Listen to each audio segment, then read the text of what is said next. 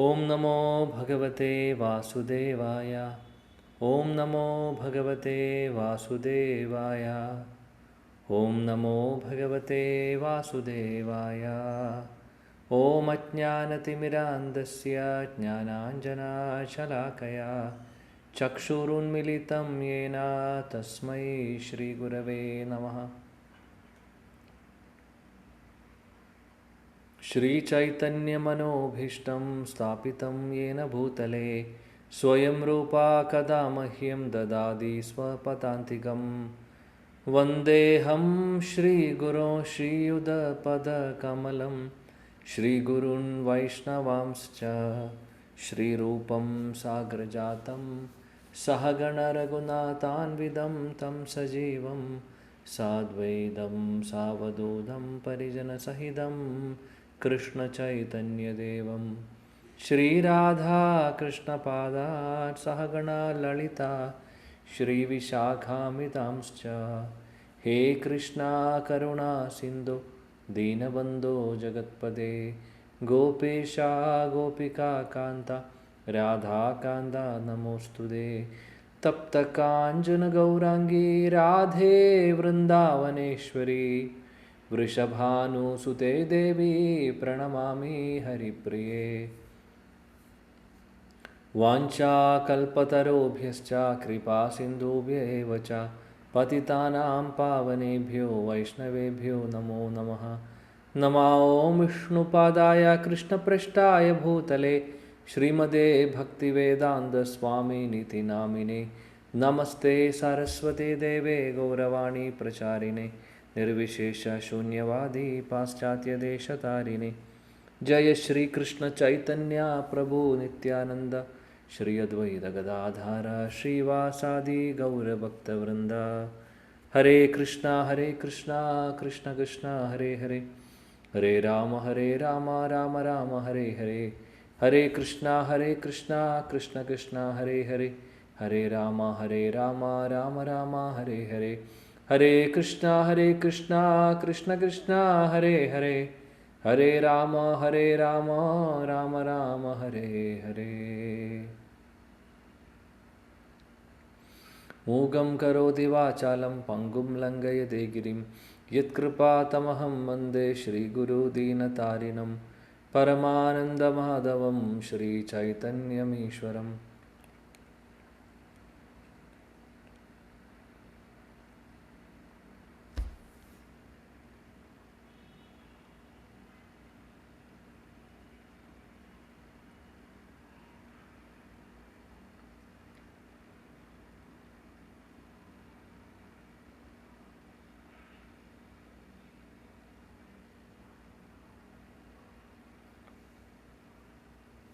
ഹരേ കൃഷ്ണ.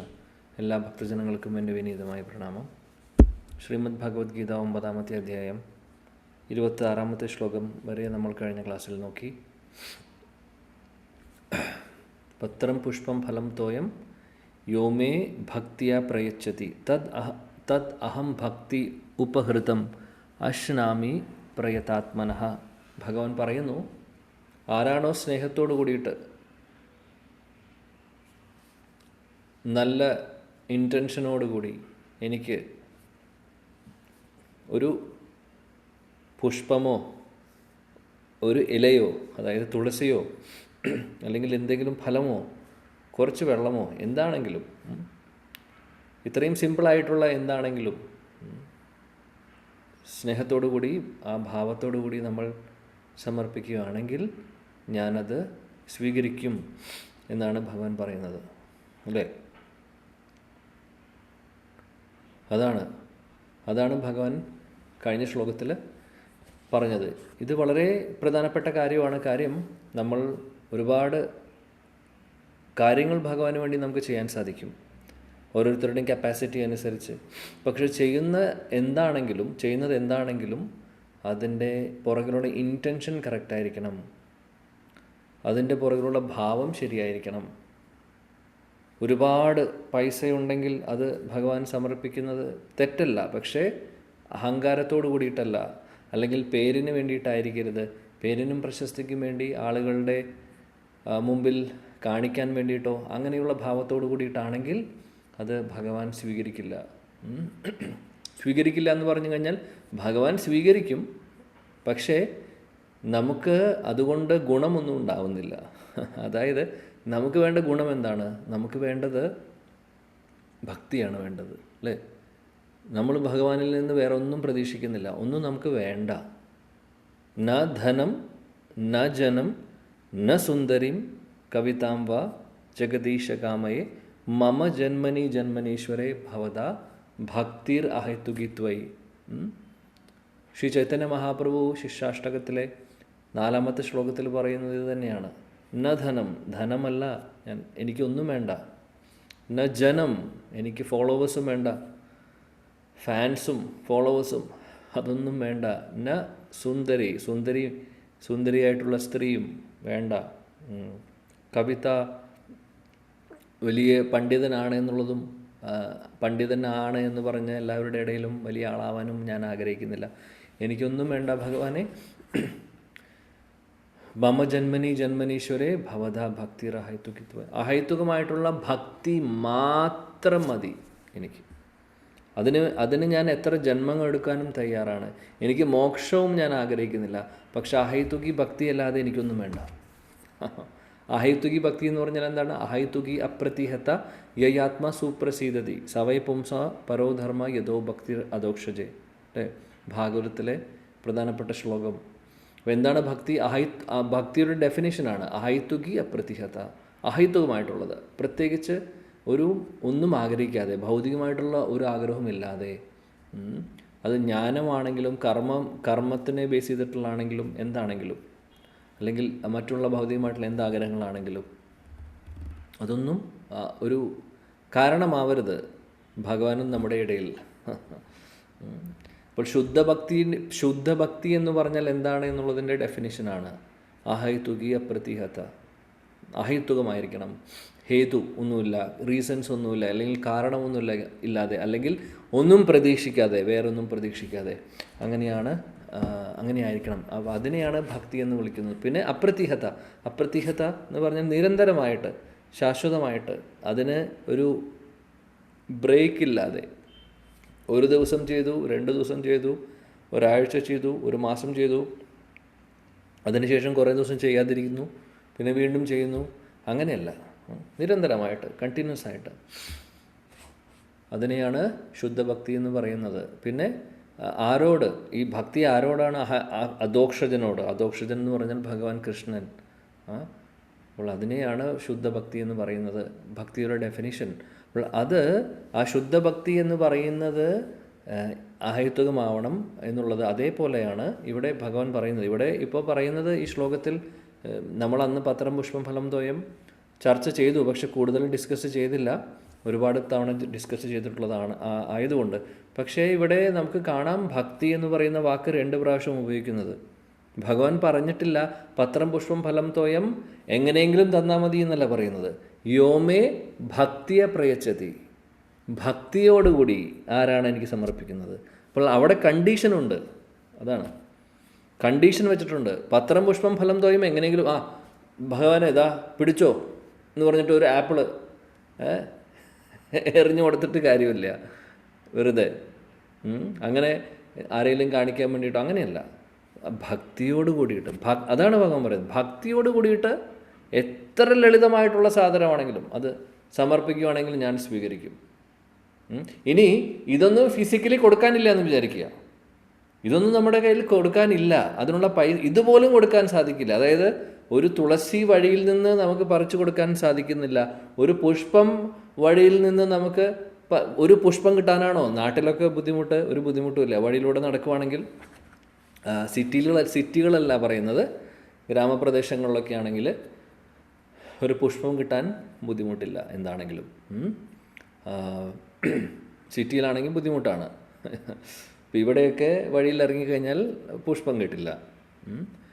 ചിലപ്പോഴൊക്കെ കാണാം ചില ഗാർഡനും അതൊക്കെ, പക്ഷേ അവിടെ എന്തെങ്കിലും പൂവെങ്ങാനും പറിക്കുകയാണെങ്കിൽ ഫൈനും ഉണ്ട്. അത് ഭംഗിക്ക് വേണ്ടി അവർ വെച്ചിട്ടുള്ളതാണ്. സോ അത് നമ്മൾ നശിപ്പിക്കാൻ പാടില്ല. അങ്ങനെ നാട്ടിൽ പക്ഷെ അങ്ങനെയില്ല. ഇപ്പോൾ നമുക്ക് വഴിയിലൂടെ പോകുമ്പോൾ ഒരു ചെറിയ പുഷ്പം സംഘടിപ്പിക്കാൻ അത്ര ബുദ്ധിമുട്ടൊന്നുമില്ല. അപ്പോൾ പത്രം പുഷ്പം ഫലം തോയും. അപ്പോൾ ഇതൊക്കെ ഭഗവാൻ പറയുന്നു ഭക്തിയോടുകൂടി സമർപ്പിക്കുന്നു. എന്തുകൊണ്ട് ഇതൊക്കെ ഇവിടെ പത്രത്തെക്കുറിച്ചും അല്ലെങ്കിൽ തുളസിയെക്കുറിച്ചും പുഷ്പത്തെക്കുറിച്ചും ഫലത്തെയും തോയം വെള്ളത്തെക്കുറിച്ചും പറയുന്നത്? കാരണം ഇത്രയും ലളിതമായിട്ട് നമുക്ക് ആർക്ക് വേണമെങ്കിലും കിട്ടാവുന്ന കാര്യമാണ്. എത്രയും പാവപ്പെട്ട ഒരു വ്യക്തിക്കും ഇത് സംഘടിപ്പിക്കാൻ സാധിക്കും. അതുകൊണ്ടാണ് ഇത് എടുത്ത് പറയുന്നത് ഭഗവാൻ. യോമേ ഭക്തിയെ പ്രയച്ഛതി. പക്ഷെ അത് എങ്ങനെയായിരിക്കണം? ഭക്തിയോടുകൂടി ഭഗവാനെ സമർപ്പിക്കുകയാണെങ്കിൽ ആ ഭാവത്തോടു കൂടിയിട്ട്. തദ് അഹം ഭക്തി ഉപഹൃതം. 2 പ്രാവശ്യമാണ് പറയുന്നത് അദ്ദേഹം. ഭക്തിയോടുകൂടി അത് സമർപ്പിക്കുകയാണെങ്കിൽ ഞാൻ അത് സ്വീകരിക്കും ഭഗവാൻ പറയുന്നു. അവരുടെ അവബോധം തന്നെ ഭഗവാന്റെ കാരുണ്യം കൊണ്ട് മാറും. ഭഗവാൻ സ്വീകരിക്കും എന്ന് പറയുന്നതിൻ്റെ അർത്ഥം എന്താണ്? നമുക്ക് ഭഗവാൻ തിരിച്ച് എന്താണ് തരുന്നത്? ഭക്തിയാണ് തരുന്നത്. കൂടുതൽ ഭക്തി, ശുദ്ധഭക്തി. നമുക്കുള്ള ഭക്തിയെ ഭഗവാൻ പ്യൂരിഫൈ ചെയ്യും. അല്ലെങ്കിൽ ഭഗവാൻ നേരത്തെ പറഞ്ഞതുപോലെ എന്താണോ ഇല്ലാത്തത്, എന്താണ് ഭഗവാൻ അനന്യശ്ചിന്തയന്തോമാം 22ാമത്തെ ശ്ലോകത്തിൽ നമ്മൾ കണ്ടു. അനന്യശ്ചിന്തയന്തോമാം യേ ജന പര്യുപാസത്തെ തേഷാം നിത്യാഭിയുക്താനാം യോഗക്ഷേമം വഹാമ്യം. അവിടെ പറയുന്നു ഭഗവാൻ എന്താണോ കുറവുള്ളത് അല്ലെങ്കിൽ എന്താണോ ഇല്ലാത്തത് അത് ഞാൻ കൊടുക്കും. ആർക്ക്? അനന്യശ്ചിന്തയോമാം. അനന്യമായിട്ട് എന്നെക്കുറിച്ച് ചിന്തിക്കുന്നവർ, അവർക്ക്, അനന്യഭക്തർക്ക് എന്താണോ കുറവുള്ളത് അത് ഞാൻ ഫില്ല് ചെയ്ത് കൊടുക്കും. അല്ലെങ്കിൽ എന്തെങ്കിലും ഗ്യാപ്പ് ഉണ്ടെങ്കിൽ അത് ഞാൻ ഫില്ല് ചെയ്ത് കൊടുക്കും. അതാണ് പറയുന്നത് യോഗക്ഷേമം വഹാമ്യം. ഇവിടെയും ഭഗവാൻ പറയുന്നത് ഇവിടെയും അതാണ് ചെയ്യുന്നത്. നമുക്ക് ഉള്ളത് ഭഗവാന് കൊടുത്താൽ നമുക്ക് വേണ്ടത് ആ ഭക്തന് എന്താണ് വേണ്ടത്? ഭക്തിയാണ് വേണ്ടത്. അല്ലാതെ വേറെ ഒന്നും ആഗ്രഹിക്കുന്നില്ല. അങ്ങനെയുള്ളവരെ ഭക്തിയോടുകൂടി സമർപ്പിക്കുകയുള്ളൂ. അല്ലാതെ സമർപ്പിക്കുന്നത് ഭക്തിയോട് കൂടിയിട്ടല്ല, എന്തെങ്കിലും തിരിച്ച് പ്രതീക്ഷിച്ചിട്ടാണ്. തിരിച്ച് പ്രതീക്ഷിച്ചുകൊണ്ട് ചെയ്യുന്നത് അതിനെ ഭക്തി എന്ന് വിളിക്കാൻ സാധിക്കില്ല. അത് വെറും ബിസിനസ് ഡീലാണ്. അതായത് ഞാൻ 10 രൂപ ഇറക്കി കഴിഞ്ഞാൽ എനിക്ക് 100 രൂപ കിട്ടിയിരിക്കണം എന്ന് പറയുന്ന പോലെ. പ്രോഫിറ്റ് ഓറിയൻറ്റഡ് ആണെങ്കിൽ അതിനെ ഭക്തി എന്ന് വിളിക്കാൻ സാധിക്കില്ല. ഭക്തി ആയുക്തമായിരിക്കണം. അതാണ് അതിൻ്റെ കണ്ടീഷൻ, അതിൻ്റെ ഡെഫിനേഷൻ. അതല്ലെങ്കിൽ അതിനെ ഭക്തി എന്ന് വിളിക്കാൻ സാധിക്കില്ല. ഇവിടെ ഭഗവാൻ പറയുന്നത് അക്സെപ്റ്റ് ചെയ്യുന്നു പറയുന്നത് ആ ഭാവത്തോടുകൂടി ഭക്തിയോടുകൂടി സമർപ്പിക്കുന്ന ആളുകൾക്ക് തിരിച്ച് ഭഗവാൻ തരുന്നത് ഇത് തന്നെ. കൂടുതൽ ഭക്തിയുത സേവനങ്ങൾ ചെയ്യാനുള്ള അവസരം തരും, കൂടുതൽ സാധുസംഗം തരും, നമ്മുടെ നമ്മുടെ ഹൃദയത്തിലുള്ള അനർത്ഥങ്ങളൊക്കെ മാറ്റിത്തരും, കൂടുതൽ നാമം ജപിക്കാനുള്ള രുചി തരും, ഭഗവാന്റെ സേവനങ്ങൾ ചെയ്യുവാൻ വേണ്ടിയിട്ടുള്ള അവസരങ്ങൾ കൂടുതൽ തരും, ഭക്തരുടെ സേവനം ചെയ്യാനുള്ള അവസരം തരും. ഇതല്ലേ നമുക്ക് വേണ്ടത്? അങ്ങനെയുള്ളവർക്ക് ഭഗവാൻ തിരിച്ചു കൊടുക്കും. ഇതാണ് കൊടുക്കുന്നത്. ഈ ഏറ്റവും വലിയ സമ്മാനമാണ് ഭഗവാൻ കൊടുക്കുന്നത്, ഏറ്റവും വലിയ ഗിഫ്റ്റാണ് കൊടുക്കുന്നത്. അപ്പോൾ ചുരുക്കം പറയുകയാണെങ്കിൽ, അപ്പോൾ എല്ലാത്തിൻ്റെയും പുറകിൽ ഒരേ ഒരു കാര്യമേ ഉള്ളൂ, നമ്മുടെ ഇൻറ്റൻഷൻ. നമ്മൾ ചെയ്യുന്ന കാര്യത്തിൻ്റെ പുറകിലുള്ള ഭാവം എന്താണോ അത് മാത്രമാണ് ഭഗവാൻ നോക്കുന്നത്. എത്ര വലിപ്പമുണ്ട് അല്ലെങ്കിൽ എത്ര വിലപിടിപ്പുള്ളതാണ് എന്നുള്ളതല്ല ഭഗവാൻ നോക്കുന്നത്, അല്ലെങ്കിൽ എത്ര ക്വാണ്ടിറ്റി നമ്മൾ ചെയ്യുന്നു എന്നുള്ളതല്ല.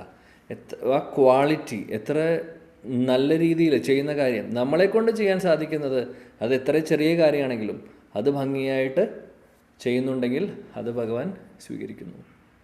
ഒരുപാട് ഉദാഹരണങ്ങൾ ശാസ്ത്രങ്ങളിൽ കാണാം ഈ ഒരു കാര്യം. അതായത് ഒന്നുമില്ലാത്തവർക്കും ഭഗവാനെ കൊടുക്കുന്നത്, അല്ലെങ്കിൽ ഏറ്റവും വലിയ അല്ലെങ്കിൽ ലളിതമായിട്ടുള്ള സർവീസ് ചെയ്യുന്നവർക്കും ഭഗവാൻ ശുദ്ധഭക്തി കൊടുക്കുന്നു. രാമായണത്തിൽ ഒരുപാട് ഉദാഹരണങ്ങളുണ്ട്, നമ്മൾ കേട്ടിട്ടുണ്ടാവും. ഇപ്പോൾ ഇത് പറഞ്ഞപ്പോൾ ഓർമ്മ വന്നു. കഴിഞ്ഞ 2 ദിവസം മുമ്പ് ഒരു ക്ലാസ്സിൽ ഞാൻ ഇവിടെ ഒരു ക്ലാസ്സിൽ ചർച്ച ചെയ്തേ ഉള്ളൂ ഇതിനെക്കുറിച്ച്. പക്ഷേ ഈ ഒരു കോണ്ടെക്സ്റ്റിൽ വളരെ റിലവൻ്റ് ആയിട്ടുള്ള 2 ഉദാഹരണങ്ങളാണ്. ഒന്ന് ആ അണ്ണാൻ കുഞ്ഞിൻ്റെ കഥയും അതേപോലെ ശബരിയുടെ കഥയും വളരെ റിലവൻ്റ് ആണ്. കാര്യം നമ്മളിപ്പോൾ പറയുന്നത്, ചർച്ച ചെയ്യുന്നത് എന്താണ്? ആ ഇൻറ്റൻഷൻ അല്ലെങ്കിൽ ഭക്തിയോട് കൂടിയിട്ട് ഭഗവാന് സർവീസ് ചെയ്യുന്ന കാര്യം, അല്ലെങ്കിൽ ഭക്തിയോട് കൂടിയിട്ട് ഭഗവാനെ സമർപ്പിക്കുന്ന കാര്യത്തെക്കുറിച്ചാണ് പറയുന്നത്. അപ്പോൾ അതെന്താണ്? അതിന് ഏറ്റവും നല്ല ഉദാഹരണങ്ങളാണ് ഈ 2 ഉദാഹരണങ്ങൾ. ഇപ്പോൾ പെട്ടെന്ന് ഓർമ്മ വന്ന ഉദാഹരണങ്ങൾ. ഇതുപോലെ ഒരുപാട് ഉദാഹരണങ്ങളും ലീലകളും കഥകളും നമ്മൾ കേൾക്കുന്നുണ്ട് ശാസ്ത്രങ്ങളിൽ. ഭാഗവതത്തിലാണെങ്കിലും രാമായണത്തിലാണെങ്കിലും കേൾക്കാൻ സാധിക്കും. അപ്പോൾ അണ്ണാൻ കുഞ്ഞിൻ്റെ കഥ വളരെ മനോഹരമാണ്. ശരിക്കും വളരെ ബ്യൂട്ടിഫുൾ ആയിട്ടുള്ള കഥയാണ്. നമ്മൾ പലതവണ കേട്ടിട്ടുണ്ടാവും. പക്ഷേ അതിൻ്റെ ഒരു സ്വീറ്റ്നെസ് ശരിക്കും പറയുകയാണെങ്കിൽ നമ്മളത് കറക്റ്റായിട്ട് അതിനെ ഒന്ന് വിഷ്വലൈസ് ചെയ്യുകയാണെങ്കിൽ ഒരുപാട് സന്തോഷം നമുക്ക് തരുന്നു. കുട്ടിക്കാലത്ത് കേട്ടതായിരിക്കും നമ്മൾ. അപ്പോൾ ആ കഥയിൽ നമുക്ക് കാണാം എന്താണ് അണ്ണാൻകുഞ്ഞ് ചെയ്തത്. അതിന് ചെയ്യാനുള്ള കഴിവ് അധികം ഉണ്ടായിരുന്നില്ല അല്ലേ. അവിടെ സേതു നമുക്കറിയാം ലങ്കയിലേക്ക് ക്രോസ് ചെയ്യാൻ വേണ്ടിയിട്ട് പാലം പണിഞ്ഞുകൊണ്ടിരിക്കുകയാണ് അല്ലേ. ഭഗവാൻ ശ്രീരാമചന്ദ്രൻ അങ്ങോട്ട് കടന്ന് സീതാദേവിയെ രക്ഷിക്കണം. അപ്പം അതിനുവേണ്ടി ഭഗവാനെ സഹായിക്കുന്ന ആരാണ്? വാനരസേനയാണ് അല്ലേ. ആരൊക്കെയാണ്? സുഗ്രീവനുണ്ട്, പിന്നെ ജാമ്പവാനുണ്ട്, അതേപോലെ മറ്റുള്ള അംഗ പിന്നെ നമ്മുടെ ഹനുമാൻജിയുണ്ട്. ഇവരെല്ലാവരും ഒരുപാട് വാനര സേനകൾ, ഒരുപാട് വാനരന്മാർ സഹായിക്കാനുണ്ട്. ആരെ സഹായിക്കാനുണ്ട്? ഭഗവാൻ ശ്രീരാമചന്ദ്രനെ ഈ ഒരു പാലം പണിയുന്നതിന് വേണ്ടി. അപ്പോൾ പറയുന്നു ശാസ്ത്രങ്ങളിൽ ഈ പാലത്തിൻ്റെ വീതി 1000 യോജന നീളവും 800 യോജന വീതിയും. അത്ര വലിയ പാലമാണ് ഇവർ പണിയുന്നത്. കടലിൽ പാലം പണിയുക എന്ന് പറഞ്ഞു കഴിഞ്ഞാൽ എളുപ്പമുള്ള കാര്യമാണ്. അപ്പോൾ അവരെന്താണ് ചെയ്തുകൊണ്ടിരുന്നത്? എന്താണ്?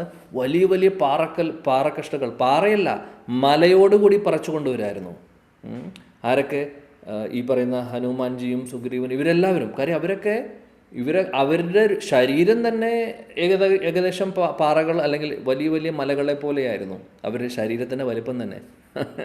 അങ്ങനെയുള്ളവർക്ക് നമ്മൾക്ക് ചിന്തിക്കാൻ സാധിക്കുന്നതിനേക്കാൾ കൂടുതൽ അവർക്ക് വെയിറ്റ് എടുക്കാൻ സാധിക്കും, പലതും സാധിക്കും. അപ്പോൾ ഇവരൊക്കെ ഓരോ പർവ്വതങ്ങളെ അങ്ങനെ തന്നെ എടുത്ത്, പർവ്വതങ്ങളിലെ വാലിയൊക്കെ എടുത്ത് അങ്ങനെ തന്നെ കൊണ്ടുവയ്ക്കുമായിരുന്നു ചെയ്യുന്നത്. കാര്യം ഒരു സമുദ്രത്തിൽ പാലം പണിയണമെങ്കിൽ അത്ര ചെറിയ ചെറിയ കല്ലിട്ടിട്ട് കാര്യമുണ്ടോ? കാര്യമില്ല. അത്രയ്ക്കും ആഴം ഉണ്ടാവും, സമുദ്രത്തിന് ആഴമുണ്ട്. സോ പിന്നെ ഇത്രയും ദൂരവും വേണം. അപ്പോൾ വലിയ വലിയ മലകളോട് കൂടി തന്നെ അത് സാധിക്കുകയുള്ളൂ. അപ്പോൾ ഇവരൊക്കെ അങ്ങനെ കൊണ്ടുവന്നുകൊണ്ടിരിക്കുകയായിരുന്നു. ഇത്ര വലിയ വലിയ മലകൾ. ഹനുമാനൊക്കെ ഓരോ മലയൊക്കെ എടുത്തുകൊണ്ടുവന്ന് അവിടെ ഫിക്സ് ചെയ്യും. അപ്പോൾ ആ സമയത്ത് ഈ അണ്ണാൻകുഞ്ഞിങ്ങനെ ഓടി നടക്കുവാണ്. അണ്ണാൻകുഞ്ഞ് ഓടി നടക്കുമ്പോൾ ഹനുമാൻ കാണും അതിനെ. മറ്റുള്ളവരാരും കാണുന്ന പോലുമില്ല. കാര്യം ഇത്രയും വലിയ ആജാനുബാഹുക്കളായിട്ടുള്ള പർവ്വതം പോലുള്ള ശരീരമുള്ള വാനരന്മാരുടെ ഇടയിൽ ഇത്രയും പോകുന്ന അണ്ണാനെ ആര് കാണാനാണ്? ആരും കാണുന്നില്ല. പക്ഷെ ഹനുമാൻ പലതവണ കാണുന്നുണ്ട്. എന്താണ് ഈ അണ്ണാൻ ഇവിടെ കിടന്ന് കളിക്കുന്നത് എന്ന് വിചാരിച്ചു കൊണ്ടിരിക്കുകയാണ്. അപ്പം പലതവണ ഹനുമാൻ പറയുന്നുണ്ട്, ഇവിടെ നിന്ന് പോ, ഇവിടെ നിന്ന് കഴിഞ്ഞാൽ നിന്നെ ആരെങ്കിലും ചവിട്ടിക്കൊല്ലും. കാര്യം ചവിട്ടിക്കൊല്ലുക എന്ന് പറഞ്ഞാൽ അറിയാണ്ട് കാലിൻ്റെ ഇടയിലെങ്ങാനും പെട്ട് കഴിഞ്ഞില്ലേ. അപ്പോൾ അതുകൊണ്ട് നീ ശ്രദ്ധിക്കലല്ല, ഇവിടേക്ക് വരരുത്, ഞങ്ങളുടെ ഇടയിലേക്ക് വരരുത്. ഇത് വലിയൊരു കാര്യമാണ് ഞങ്ങളിവിടെ ചെയ്തുകൊണ്ടിരിക്കുന്നത്, വലിയൊരു ടാസ്ക്കാണ്. ഈ ടാസ്കിൻ്റെ ഇടയിൽ നീ വന്ന് വെറുതെ ബുദ്ധിമുട്ടുണ്ടാക്കരുത്, നിനക്ക് തന്നെ ബുദ്ധിമുട്ടാവും. അതുകൊണ്ട് വരരുത്, ഒന്ന് പോവൂ, മാറി നിന്ന് വേണമെങ്കിൽ കണ്ടോളൂ, പക്ഷേ ഇതിൻ്റെ അകത്തേക്ക് വരരുത്, നിൻ്റെ ജീവൻ അപകടത്തിലാവും എന്ന് വളരെ കാരുണ്യത്തോട് കൂടിയിട്ടാണ് ഹനുമാൻ പറയുന്നത്. അല്ലാതെ വേറെ ഒന്നും കൊണ്ടല്ല. ആ അണ്ണാൻകുഞ്ഞിൻ്റെ ജീവൻ രക്ഷിക്കാൻ വേണ്ടി മാത്രം പറയുന്നതാണ്. എങ്ങാനും ഇവരുടെ ആരുടെയെങ്കിലും കാലിൻ്റെ ഇടയിൽ പെട്ടാലോ, അല്ലെങ്കിൽ ഈ പറയുന്ന വലിയ വലിയ പർവ്വതങ്ങളൊക്കെ അല്ലെങ്കിൽ വലിയ വലിയ പാറക്കല്ലുകളൊക്കെ കൊണ്ടുവയ്ക്കുമ്പോൾ അതിൻ്റെ ഇടയിൽ പെട്ടാലോ അതിന് ബുദ്ധിമുട്ടാവും അല്ലേ. അപ്പോൾ അതുകൊണ്ട് പറയുന്നതാണ്. പക്ഷേ അണ്ണാൻകുഞ്ഞ് കേൾക്കാൻ തയ്യാറല്ല. ഹനുമാനോട് ചോദിച്ചു, നീ ആരാത് പറയാൻ? ഞാൻ എൻ്റെ ഭഗവാനെ ഞാൻ സർവീസ് ചെയ്തുകൊണ്ടിരിക്കുകയാണ്, ഞാൻ സേവനം ചെയ്തുകൊണ്ടിരിക്കുകയാണ്, ഞാൻ എൻ്റെ ഭാഗത്തുനിന്ന് സേവനം ചെയ്യുന്നു, നീയും സേവനം ചെയ്യുന്നു, ഓക്കെ ചെയ്തോളൂ, നിങ്ങളെല്ലാവരും സേവനം ചെയ്തുകൊണ്ടിരിക്കുകയാണ്, ഞാൻ എന്തെങ്കിലും പറയുന്നുണ്ടോ? ഇല്ല. പിന്നെ എൻ്റെ സർവീസിൽ നിങ്ങളെന്തിന് ഇടപെടണം? വളരെ ന്യായമായിട്ടുള്ള ചോദ്യമാണ് ചോദിച്ചത് ഹനുമാനോട്. ഹനുമാൻ പറഞ്ഞു, നീ എന്ത് സർവീസാണ് ചെയ്യുന്നത്? ഈ വലിയ വലിയ പാറക്കല്ലേ നിനക്ക് കൊണ്ടുവരാൻ സാധിക്കുമോ? അപ്പോൾ അത് പറഞ്ഞു, അണ്ണാൻകുഞ്ഞ് പറഞ്ഞു, പാറക്കല്ല് എന്നെക്കൊണ്ട് സാധിക്കില്ല, പക്ഷെ എന്നെക്കൊണ്ട് കഴിയാവുന്നത് ഞാൻ ചെയ്തുകൊണ്ടിരിക്കുകയാണ്. അപ്പോൾ നോക്കിയപ്പോൾ ഹനുമാൻ കാണുവാണ് എന്താണ് ചെയ്യുന്നത്. ഇദ്ദേഹം ഈ അണ്ണാൻ എന്ത് ചെയ്യുന്നു? വെള്ളത്തിൽ, അവിടെ വെള്ളം സമുദ്രത്തിലേക്ക് ചാടുന്നു, അതിൽ കുളിക്കുക എന്ന് പറഞ്ഞാൽ ശരീരം നനച്ച് ഉടനെ തന്നെ പുറത്ത് വന്ന് അവിടെ മണലിൽ കിടന്ന് ഉരുളുന്നു.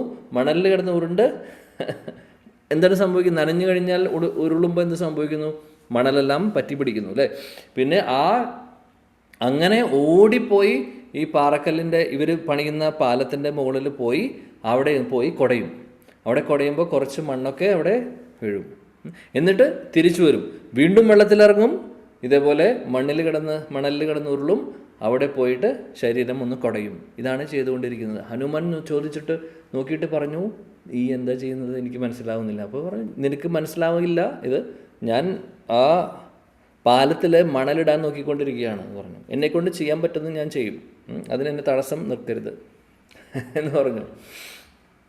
ഹനുമാൻ പറഞ്ഞു, ഞാൻ കാല് പിടിക്കുകയാണ്, എങ്ങനെയെങ്കിലും നിൻ്റെ ജീവന് വേണമെങ്കിൽ മാറി നിൽക്ക്, എങ്ങാനും ഇതിൻ്റെ ഇടയിലെങ്ങാനും പെട്ടുകഴിഞ്ഞാൽ ബുദ്ധിമുട്ടായി. അണ്ണാൻ തയ്യാറല്ല, മാറി നിൽക്കാൻ തയ്യാറല്ല. അവസാനം എന്ത് സംഭവിക്കുന്നു? അങ്ങനെ ഹനുമാൻ്റെ സർവീസ് കണ്ടിന്യൂ ചെയ്തു. അതിൻ്റെ ഇടയിൽ അറിയാതെ ഈ അണ്ണാൻ അവിടെ ഇതേ സർവീസ് ചെയ്തുകൊണ്ടിരിക്കുകയാണോ, അതിൻ്റെ ഇടയിൽ വന്നു ഹനുമാൻ്റെ കാലിൻ്റെ ഒരു ചെറിയൊരു ഭാഗം അണ്ണാൻ്റെ ആ വാലിൽ നിന്ന് ചവിട്ടി, ചെറുതായിട്ട് മുഴുവനായിട്ട് ചവിട്ടിയില്ല. മുഴുവനായിട്ട് ചവിട്ടി കഴിഞ്ഞാൽ കഥ അപ്പോൾ തീരും അല്ലേ? വാലിലൊന്ന് ചവിട്ടി അറിയാതെ, ചെറുതായിട്ട്, കാലിൻ്റെ ഒരു ഭാഗം കൊണ്ടേ ഉള്ളൂ.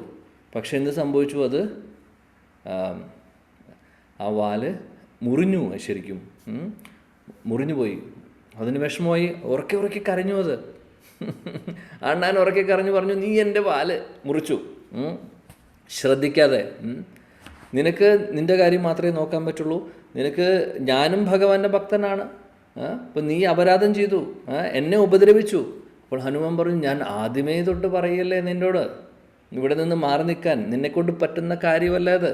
അതുകൊണ്ട് മാറി നിൽക്കാൻ ഞാൻ പറഞ്ഞുകൊണ്ടിരിക്കുകയാണ്, പക്ഷെ എന്നാലും പറഞ്ഞു കേട്ടില്ല. ഇപ്പോൾ ഞാൻ എന്ത് ചെയ്യാനാണ്? ഞാൻ അറിഞ്ഞിട്ടല്ലാതെ ചെയ്ത്, അറിയാതെ ചെയ്തു പോയി, എന്നോട് ക്ഷമിക്കണം. എന്നോട് ക്ഷമ ചോദിച്ചിട്ടൊന്നും കാര്യമില്ല, നീ ഇതിനനുഭവിക്കും. അണ്ണാൻ ഭീഷണിപ്പെടുത്തുവാണ് ഹനുമാനെ. പറയുവാണ്. ഹനുമാൻ പറഞ്ഞു, എന്നിട്ട് പറഞ്ഞു, ഞാൻ ഇത് പോയി റിപ്പോർട്ട് ചെയ്യും. ആരോട് റിപ്പോർട്ട് ചെയ്യും? ശ്രീരാമചന്ദ്ര ഭഗവാനോട് ഞാൻ പറയാൻ പോവാണ്. ഉടനെ അണ്ണാൻ അവിടുന്ന് ഓടി. ഈ വേദനയോട് കൂടിയിട്ട്, പാവം അതിൻ്റെ വാല് മുറിഞ്ഞിരിക്കുകയാണ്, നല്ല മുറിവായി. ശരിക്കും പറയുകയാണെങ്കിൽ മുറിഞ്ഞത് വിട്ടുപോയി, ക്രഷായിപ്പോയി ശരിക്കും. ആ വേദനയോടുകൂടി പാവം ഓടി ശ്രീരാമചന്ദ്ര ഭഗവാന്റെ അടുത്തേക്ക് പോവുകയാണ്. ശ്രീരാമചന്ദ്ര ഭഗവാൻ അവിടെ സീതാദേവിയെ ഓർത്തുകൊണ്ട് സീതേ സീതേ സീതേ എന്ന് പറഞ്ഞ് സീതാദേവിയുടെ നാമം ജപിച്ചിരിക്കുന്നു. കണ്ണിൽ നിന്ന് അശ്രുക്കൾ വരുന്നു. ആ ഒരു വിരഹത്തിലിരിക്കുകയാണ്. ആ സമയത്ത് ഈ അണ്ണാൻ കുഞ്ഞ് അവിടെ പോയി ശ്രീരാമചന്ദ്ര ഭഗവാന്റെ തൃപ്പാദങ്ങളുടെ അടുത്ത് പോയി നിന്ന് നമസ്കരിച്ച് വിളിക്കും, പ്രഭു പ്രഭു എന്ന് വിളിക്കും. ആ പ്രഭു എന്ന് വിളിക്കുമ്പോൾ ശ്രീരാമചന്ദ്ര ഭഗവാൻ കണ്ണ് തുറന്ന് നോക്കുമ്പോൾ ആരെയും കാണുന്നില്ല. വീണ്ടും പ്രഭു പ്രഭു എന്ന് വിളിക്കുന്നുണ്ട്, ആളെ കാണുന്നില്ല. പിന്നീടാണ് മനസ്സിലായത്, പതിയെ ശ്രീരാമചന്ദ്ര ഭഗവാന്റെ തൃപ്പാദങ്ങളിൽ നിന്ന് തൊട്ടു. അപ്പോൾ നോക്കിയപ്പോഴാണ് മനസ്സിലായത് ഈ ചെറിയ അണ്ണാൻ കുഞ്ഞാണ്. അപ്പോൾ വന്ന സമയത്ത് ശ്രീരാമചന്ദ്ര ഭഗവാൻ ചോദിച്ചു, എന്ത് പറ്റി, എന്തെങ്കിലും കാര്യമുണ്ടോ, എന്നോട് പറയാൻ എന്തെങ്കിലും ഉണ്ടോ? ശ്രീരാമചന്ദ്ര ഭഗവാൻ മര്യാദ പുരുഷോത്തമനാണല്ലേ, അദ്ദേഹം എല്ലാവരും പറയുന്നതും കേൾക്കാൻ അദ്ദേഹത്തിന് സമയമുണ്ടായിരുന്നു. എല്ലാവരുടെ ഭാഗത്തുനിന്നും അദ്ദേഹം ചിന്തിക്കുമായിരുന്നു. പെർഫെക്റ്റ് ആയിട്ടുള്ള ഒരു രാജാവായിരുന്നു അദ്ദേഹം. ആരെന്ത് വന്ന് പറഞ്ഞാലും അത് കേൾക്കും. അദ്ദേഹം കേൾക്കും എന്ന് പറഞ്ഞു കഴിഞ്ഞാൽ അതിൽ ശരിയുണ്ടെങ്കിൽ, വാസ്തവം ഉണ്ടെങ്കിൽ അത് ചെയ്യുകയും ചെയ്യും. വേണ്ട ആക്ഷൻ എടുക്കേണ്ടത് എടുക്കും. അങ്ങനെയായിരുന്നു. അത്രയും പെർഫെക്റ്റാണ്. ആരെയും മൃഗമാണോ, ചെറുതാണോ, വലിയ ആൾക്കാരാണോ, ചെറിയ ആൾക്കാരാണോ എന്നൊന്നും അദ്ദേഹത്തിന് ഒരു തരത്തിലുള്ള വ്യത്യാസവും ഉണ്ടായിരുന്നില്ല. അപ്പോൾ ഈ അണ്ണാൻകുഞ്ഞ് പറഞ്ഞു, എനിക്കൊരു കംപ്ലൈൻറ്റ് പറയാനുണ്ട്, ആ കംപ്ലൈൻറ്റ് പറയാനാണ് ഞാൻ വന്നത് എന്ന് പറഞ്ഞു. ഉടനെ തന്നെ ശ്രീരാമചന്ദ്ര ഭഗവാൻ നല്ല പെർഫെക്റ്റ് ആയിട്ടുള്ള രാജാവായതുകൊണ്ട് അദ്ദേഹം പറഞ്ഞു, ശരി, എന്താണ് നിനക്ക് പറയാനുള്ളത്, ഞാൻ കേൾക്കട്ടെ എന്താണെന്ന് വെച്ചാൽ പറഞ്ഞോളൂ, കേൾക്കാം എന്ന് പറഞ്ഞു. അപ്പോൾ അണ്ണാൻകുഞ്ഞ് പറഞ്ഞു, എന്നെ ഒന്ന് ആദ്യം എടുക്കുമോ, എന്നെ ഒന്ന് ആദ്യം കയ്യിലൊന്ന് എടുക്കുമോ, എന്നിട്ട് ഞാൻ പറയാം. കാര്യം ഭഗവാൻ ഇങ്ങനെ ഇരുന്ന് പറയുമ്പോൾ ഇതിങ്ങനെ ഇരുന്ന് സംസാരിക്കുമല്ലേ. അപ്പോൾ അപ്പോൾ ശരി എന്ന് പറഞ്ഞ് ഭഗവാൻ സന്തോഷത്തോട് കൂടിയിട്ട് അണ്ണാൻകുഞ്ഞിനെ അങ്ങനെ കയ്യിലെടുക്കും. കയ്യിലെടുത്ത് അപ്പോൾ ഒന്ന് ആലോചിച്ച് നോക്കൂ, ആ മൃദുലമായിട്ടുള്ള താമര ഇതള പോലുള്ള ഭഗവാൻ ശ്രീ രാമചന്ദ്രൻ്റെ ഹസ്തങ്ങളിൽ ആരിയ്ക്കുന്നു, കൈകളിലിരിക്കുന്നു ഭാഗ്യശാലിയായിട്ടുള്ള അണ്ണാൻകുഞ്ഞ്. അങ്ങനെ കയ്യിൽ വെച്ച് പിന്നെ സംസാരിക്കുകയാണ്, അവർ തമ്മിൽ കോൺവെർസേഷൻ. അപ്പോൾ പിന്നെ അണ്ണാൻകുഞ്ഞ് പറഞ്ഞു, എന്തൊക്കെ സംഭവിച്ചു എന്നറിയോ, കണ്ടോ എൻ്റെ വാല് കണ്ടോ, ഇത് കണ്ടില്ലേ, ഇത് അങ്ങയുടെ ഒരു ഭക്തൻ ചെയ്തതാണ്, ഇത് അങ്ങയുടെ ഒരു ഭക്തനാണെന്ന് പറയുന്ന ഒരാൾ ചെയ്തതാണ്. ആരെക്കുറിച്ചാണ് പറയുന്നത്? ഹനുമാനെ കുറിച്ചാണ്. ഹനുമാനെക്കുറിച്ച് കംപ്ലൈൻറ്റ് ചെയ്യുവാണ് ഇദ്ദേഹത്തിൻ്റെ അടുത്ത്. അപ്പോൾ ഇദ്ദേഹം പറഞ്ഞു, ശ്രീരാമചന്ദ്ര ഭഗവാൻ ചോദിച്ചു, എങ്ങനെ സംഭവിച്ചു ഇത്, ആരാണ്, എന്ത് സംഭവിച്ചതാണ്, ആരാണിത് ചെയ്തത്? അപ്പോൾ അറിയില്ല, അങ്ങേക്ക് മനസ്സിലായില്ല അല്ലേ, അവിടെ എല്ലാവരും പാലം പണിഞ്ഞുകൊണ്ടിരിക്കുകയാണല്ലോ, ഞാനും അവിടെ സർവീസിന് പോയതാണ്, ഞാനും അവിടെ സേവനത്തിന് പോയതാണ് അവരുടെ കൂടെ. അവർ വലിയ വലിയ പർവ്വതങ്ങൾ കൊണ്ടിരുന്നു, ഞാൻ കുറച്ച് മണൽ കൊണ്ടിടാൻ നോക്കുന്നു. അപ്പോൾ ഈ സർവീസിൻ്റെ ഇടയിൽ, ഞാൻ സർവീസ് ചെയ്യുന്നതിനിടയിൽ എന്നെ ഉപദ്രവിച്ചു, കണ്ടില്ലേ, എൻ്റെ വാല് കണ്ടില്ലേ, എനിക്കിനി എൻ്റെ സർവീസ് ചെയ്യാൻ സാധിക്കുമോ, എൻ്റെ സേവനം ചെയ്യാൻ സാധിക്കുമോ? ആ വാനരൻ കാരണം ഇത് മുടങ്ങി എന്ന് പറഞ്ഞ് കംപ്ലൈൻറ്റ് പറയുകയാണ്. അപ്പം ഇദ്ദേഹം ചോദിക്കുകയാണ്, ആരാണ് ഇത് ചെയ്തത്, മനഃപൂർവ്വം ആരെങ്കിലും ചെയ്തതാണോ? ഭഗവാൻ ചിന്തിക്കുകയാണ്. അപ്പോൾ ഇദ്ദേഹം പറഞ്ഞു, അപ്പോൾ അണ്ണാൻകുഞ്ഞ് പറഞ്ഞു, ഞാൻ ആളെ കാണിച്ചു തരാം, എൻ്റെ കൂടെ വരുമോ? ചോദിക്കുന്ന ആരോടാണ്? ഭഗവാനാണ്. ഭഗവാൻ പറഞ്ഞു, ഞാൻ വരാം, നമുക്ക് ഒരുമിച്ച് പോവാം. എന്നിട്ട് ഇവർ രണ്ടുപേരും കൂടെ ഒരുമിച്ച് പോവുകയാണ് ചെയ്യുന്നത്. ഒരുമിച്ച് പോകുന്നേക്കാൾ മുമ്പ് ഈ വാല് കണ്ടപ്പോൾ, ഈ വേദനയുള്ള ആ മുറിഞ്ഞ വാല് കണ്ടപ്പോൾ ഇദ്ദേഹം പറഞ്ഞു, നീ വിഷമിക്കണ്ട, നിനക്ക് നല്ല വേദനയുണ്ടെന്ന് എനിക്കറിയാം. ഭഗവാൻ പറഞ്ഞു, നീ വിഷമിക്കണ്ട, ഞാൻ ഇതിപ്പോൾ മാറ്റിത്തരാമെന്ന് പറഞ്ഞിട്ട് ഭഗവാന്റെ ആ മനോഹരമായിട്ടുള്ള ദിവ്യമായിട്ടുള്ള ആ കൈകൾ ഉപയോഗിച്ച് അണ്ണാൻ്റെ ശരീരത്തിലൂടെ ഭഗവാൻ ഇങ്ങനെ കൈ കൊണ്ട് ഇങ്ങനെ ചെയ്തു അല്ലേ. നമുക്കറിയാം, ആ കയ്യിൽ ഇങ്ങനെ ചെയ്യുമ്പോഴാണ് പിന്നീട് അണ്ണാന് 3 വരകൾ വരുന്നത് എന്നുള്ളത്. ശ്രീരാമചന്ദ്ര ഭഗവാന്റെ 3 വിരലിൻ്റെ അടയാളമാണ് അത്. അതോടുകൂടി അങ്ങനെ തലോടിയതിന് ശേഷം അണ്ണാൻകുഞ്ഞിൻ്റെ ആ മുറിഞ്ഞിരിക്കുന്ന വാലും അദ്ദേഹം സ്പർശിച്ചു. അദ്ദേഹത്തിൻ്റെ ആ ഒരു സ്പർശനം കൊണ്ട് തന്നെ ആ വാലെല്ലാം, ആ മുറിവെല്ലാം മാറി, പഴയ പോലെയായി. അപ്പോൾ അണ്ണാൻകുഞ്ഞ് വേദനയെല്ലാം പോയി, എല്ലാം പഴയ പോലെയായി, ആള് ഹാപ്പിയായി. പക്ഷേ അതോടുകൂടി ഹാപ്പി ആയിട്ടില്ല, അപ്പോഴും ഹാപ്പി ആവുന്നത്. അപ്പോൾ പറഞ്ഞു, ഇത്രയും ചെയ്താൽ പോരാ, എനിക്ക് എതിരെ ഇത് ചെയ്ത വ്യക്തി, എന്നെ ഉപദ്രവിച്ച വ്യക്തിക്ക് ശിക്ഷ കൊടുക്കണം, എന്നാലേ എനിക്ക് സമാധാനമുള്ളൂ, അതുകൊണ്ട് അങ്ങ് എൻ്റെ കൂടെ വരണം എന്ന് പറഞ്ഞിട്ടാണ് കൊണ്ടുപോകുന്നത്. അങ്ങനെ ശ്രീരാമചന്ദ്ര ഭഗവാൻ അറിയില്ല ആരെയാണ് കാണിക്കാൻ പോകുന്നതെന്നൊന്നും അറിയില്ല. നമ്മൾ വാനരൻ എന്ന് പറയുള്ളൂ, അവിടെ ആയിരക്കണക്കിന് വാനരന്മാരുണ്ട്. ഭഗവാൻ ശ്രീരാമചന്ദ്ര ഭഗവാൻ അങ്ങനെ അണ്ണാൻകുഞ്ഞിനെ കയ്യിലായിട്ട് പോവാണ്. അവിടെ പോയപ്പോൾ ആരാണ് ഇത് ചെയ്തത് എന്ന് ചോദിച്ചു. അപ്പോൾ ഇങ്ങനെ ദേ ആ വാനരനാണ്. അപ്പോൾ ആ വാനരൻ എന്ന് പറയുമ്പോൾ അവിടെ 100 കണക്കിന് വാനരന്മാരാ. അപ്പോൾ എന്നിട്ട് അണ്ണാൻകുഞ്ഞ് അടയാളം പറഞ്ഞു കൊടുക്കുന്നുണ്ട്. ഹനുമാനെ ചൂണ്ടിക്കാണിച്ചുകൊണ്ട് പറഞ്ഞു, ആ വാനരനാണത് ചെയ്തത്. അപ്പോൾ ശ്രീരാമചന്ദ്ര ഭഗവാൻ അണ്ണാൻകുഞ്ഞിനോട് ചോദിച്ചു, ശരിക്കും സത്യമായിട്ടും അദ്ദേഹമാണ് ചെയ്തത്? കാര്യം ഇദ്ദേഹത്തിന് വിശ്വസിക്കാൻ സാധിക്കുന്നില്ല. കാര്യം എന്താണ്? ആദ്യമായിട്ടാണ് ഹനുമാനെക്കുറിച്ച് ഒരാൾ കംപ്ലൈൻറ്റ് പറയുന്നത്. ഇതുവരെ ആരും കംപ്ലൈൻറ്റ് പറഞ്ഞിട്ടില്ല ഭഗവാൻ ശ്രീരാമചന്ദ്രനോട്. അദ്ദേഹത്തോട് നല്ലത് മാത്രമേ ഹനുമാനെക്കുറിച്ച് എല്ലാവരും പ്രകീർത്തിക്കാറുള്ളൂ. ആദ്യമായിട്ടാണ് ഒരാൾ കംപ്ലൈൻ്റ് ആയിട്ട് വരുന്നത്. അപ്പോൾ അദ്ദേഹം ചോദിച്ചു, സത്യമായിട്ടും ഇത് അദ്ദേഹം തന്നെയാണോ ചെയ്തത്? എനിക്ക് ഉറപ്പാണ് അദ്ദേഹം തന്നെയാണ്, വേണമെങ്കിൽ അദ്ദേഹത്തെ വിളിച്ച് ചോദിച്ചോളൂ, അദ്ദേഹം അത് സമ്മതിച്ച കാര്യമാണ്, അദ്ദേഹം പറയും, സത്യം പറയും. അപ്പോൾ ശ്രീരാമചന്ദ്ര ഭഗവാൻ വളരെ സ്നേഹത്തോടു കൂടി, എന്നാൽ ഒരു ഗാംഭീര്യത്തോട് കൂടിയിട്ട് ഹനുമാനെ അവിടെ വിളിക്കുന്നു. ഹനുമാൻ ഭഗവാനെ കണ്ട മാത്രമേ അവിടെ തൃപ്പാദങ്ങളിൽ നമസ്കരിച്ചുകൊണ്ട് പ്രഭു എന്താണ് ഞാൻ അങ്ങേക്ക് എന്ത് സേവനമാണ് ചെയ്യേണ്ടതെന്ന് പറഞ്ഞ് ഹനുമാൻ ആ ദാസനായിട്ട് ഇങ്ങനെ ഭഗവാൻ രാമചന്ദ്രൻ്റെ മുമ്പിൽ ഇങ്ങനെ ഇരിക്കുകയാണ് താഴെ. ആ സമയത്ത് അണ്ണാൻകുഞ്ഞുണ്ട്. ഹനുമാൻ കണ്ടു അണ്ണാൻകുഞ്ഞനെ. പക്ഷേ എന്താണ് അവിടെ നടന്നിട്ടുള്ളത് എന്നൊന്നും അറിയില്ല. കംപ്ലൈൻറ്റ് ചെയ്യുമെന്ന് അണ്ണാൻകുഞ്ഞ് പറഞ്ഞിട്ടുണ്ടായിരുന്നെങ്കിലും ഇതെന്താണെന്ന് അറിയില്ല. അപ്പോൾ ഭഗവാൻ ചോദിച്ചു ഹനുമാനോട്, ഞാനിങ്ങനെയൊക്കെ കേട്ടല്ലോ, ഇങ്ങനെയൊക്കെ കേട്ടല്ലോ, എനിക്ക് നിന്നെക്കുറിച്ചൊരു കംപ്ലൈൻറ്റ് കിട്ടിയിട്ടുണ്ട്. ഇനി ഞാൻ അണ്ണാൻകുഞ്ഞിനോട് പറഞ്ഞു, നിൻ്റെ ഭാഗം ഞാൻ കേട്ടു, എനിക്ക് ഇനി ഹനുമാൻ്റെ ഭാഗം കേൾക്കണം. എന്താണ് ഹനുമാന് പറയാനുള്ളത് അതും കൂടെ ഞാൻ കേൾക്കട്ടെ എന്ന് പറഞ്ഞു. ഭഗവാൻ എപ്പോഴും അങ്ങനെയാണ്. ശ്രീരാമചന്ദ്ര ഭഗവാൻ അങ്ങനെ ഒരാളുടെ പക്ഷത്തിൽ നിന്ന് ചെയ്യുന്നില്ല, രണ്ട് പക്ഷത്തിൽ നിന്നും കേട്ട് അതിനൊരു പ്രോപ്പറായിട്ടുള്ള സൊല്യൂഷൻ കണ്ടുപിടിക്കും. അത്രയും പെർഫെക്റ്റ് ആയിട്ടുള്ള ഒരു രാജാവായിരുന്നു അദ്ദേഹം. ഭഗവാൻ പരമദിവ്യോത്തമ പുരുഷനല്ലേ അദ്ദേഹം, പിന്നെ എങ്ങനെ അദ്ദേഹം പെർഫെക്റ്റ് ആവാതിരിക്കും? അങ്ങനെ ഹനുമാനോട് ചോദിച്ചു. ഹനുമാൻ കാര്യങ്ങൾ പറഞ്ഞു. ഞാൻ ആദ്യം മുതലേ പറയുന്നതാണ്, ഞങ്ങൾ ഈ പണി ചെയ്യുന്നതിൻ്റെ ഇടയിൽ വന്ന് നിൽക്കരുത് എന്നുള്ളത്. ആരും കാണുക പോലുമില്ല, ചിലപ്പോൾ അതിന് ബുദ്ധിമുട്ടാവും. ജീവനൊന്നും സംഭവിക്കാതിരിക്കാൻ വേണ്ടിയിട്ടാണ് ഞാൻ പലതവണ വാണിംഗ് കൊടുത്തതാണ്. പക്ഷേ കേൾക്കാൻ തയ്യാറായില്ല. പിന്നെ ഞാൻ അറിയാതെ എൻ്റെ കാലൊന്ന് കൊണ്ടുപോയി, അതാണ് സംഭവിച്ചത് എന്ന് പറഞ്ഞു. അപ്പോൾ ഇതാണോ ആണ്ണാൻകുഞ്ഞിനോട് ചോദിച്ചു. ശരിയാണ്, ആണ്ണാൻകുഞ്ഞ് പറയുന്നുണ്ട് ഇതൊക്കെ ശരിയാണ്, പക്ഷേ എനിക്ക് തോന്നുന്നു മനഃപൂർവ്വം ചെയ്തതാണെന്ന് തോന്നുന്നു. കാര്യം വേറെ ഒന്നുമല്ല, എന്നോട് ആദ്യം മുതലേ പറഞ്ഞു നീ ഇവിടെ നിൽക്കണ്ട, നീ സർവീസ് ചെയ്യണ്ട, നീ സേവനമൊന്നും ചെയ്യണ്ട എന്ന് പറഞ്ഞു. അപ്പോൾ സേവനം ചെയ്യാതിരിക്കാൻ വേണ്ടി മനഃപൂർവ്വം ചെയ്തതാണോ എന്ന് ഹനുമാനോട് ചോദിച്ചു. നീ എന്ത് ഉദ്ദേശത്തോടു കൂടിയിട്ട് നീ അറിഞ്ഞിട്ടാണോ ചെയ്തത്? അല്ല പ്രഭു, ഞാൻ അറിഞ്ഞിട്ടല്ല, അറിയാതെ പറ്റിയതാണ്. ഞാൻ പറഞ്ഞു നീ സേവനം ചെയ്യേണ്ട എന്നുള്ളത് വേറെ ഒന്നുകൊണ്ടല്ല. അവന് എന്ത് ചെയ്യാൻ സാധിക്കാനാണ്? അല്ലെങ്കിൽ അണ്ണാൻകുഞ്ഞിന് എന്ത് ചെയ്യാൻ സാധിക്കാനാണ്?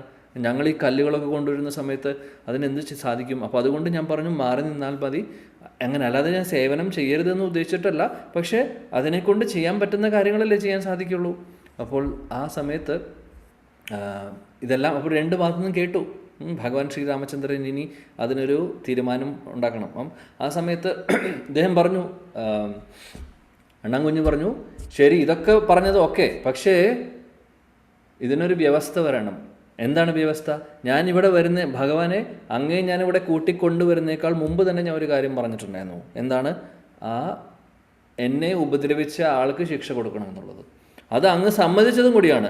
ആരാണ് എന്നുള്ളത് അങ്ങ് ഇപ്പോഴാണ് മനസ്സിലാക്കിയത്, പക്ഷേ അങ്ങ് സമ്മതിച്ചതാണ് ശിക്ഷ കൊടുക്കാമെന്നുള്ളത്. അതുകൊണ്ട് രണ്ട് കാര്യങ്ങളാണ് ചെയ്യേണ്ടത്. ഒന്ന്, ചീത്ത പറയണം. രണ്ട്, ശിക്ഷ കൊടുക്കണം. ഇത് രണ്ടും ചെയ്യാമെങ്കിൽ ആക്സെപ്റ്റ് ചെയ്യും. അല്ലെങ്കിൽ എനിക്ക് ഈ കംപ്ലൈൻറ്റ് ക്യാൻസൽ ചെയ്യാൻ പറ്റില്ല.